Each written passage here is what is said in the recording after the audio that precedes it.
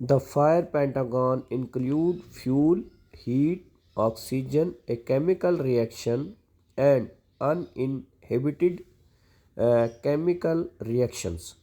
जैसे कि आपको पता है कि डस्ट एक्सप्लोजन जो होती है ये 5 चीज़ें हो तो तब ये डस्ट एक्सप्लोजन होती है पेंटागन में। तो उसमें वो 5 चीज़ें कौन सी है?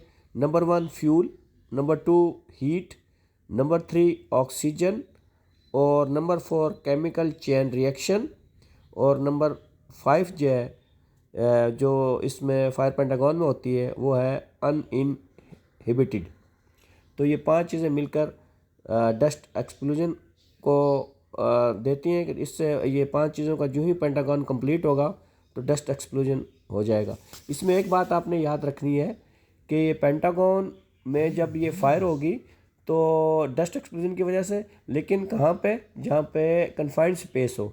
ओपन एरिया में कभी भी ये डस्ट एक्सप्लोजन नहीं होती, ये हमेशा कन्फाइंड स्पेस के अंदर होगी। और किस जगह पे होगी?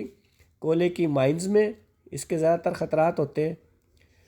लकड़ी के का जो खुश्क बूरा है या जो वुड का काम जहाँ पर हो रहा होता है वहाँ पे भी डस्ट एक्सप्लोजन के बहुत ज़्यादा चांसेस हैं। या फ्लोर मिल्स का जो डस्ट है इसके अंदर भी डस्ट एक्सप्लोजन हो सकता है। या फिर मुख्तलिफ मेटल्स के जो ग्राइंडर के जो डस्ट है, मेटल को जब ग्राइंड किया जाता है जो इससे डस्ट बनती है उसके अंदर भी ये हो सकता है। इसकी होने की वजह अब क्या है? वो वजह ये है कि एंडोथर्मिक इरेक्शन की वजह से सारा मामलात होता है। अब ये एंडोथर्मिक इरेक्शन क्या है इसकी मैं आपको एक एग्जांपल देके बताता हूँ। जिस तरह फूल है, किसी भी मतलब एक फूल है, जब वो सुबह सूरज की जब रोशनी उस फूल को पड़ती है तो वो फूल खिल जाता है। ये एक एंडोथर्मिक इरेक्शन की वजह से है।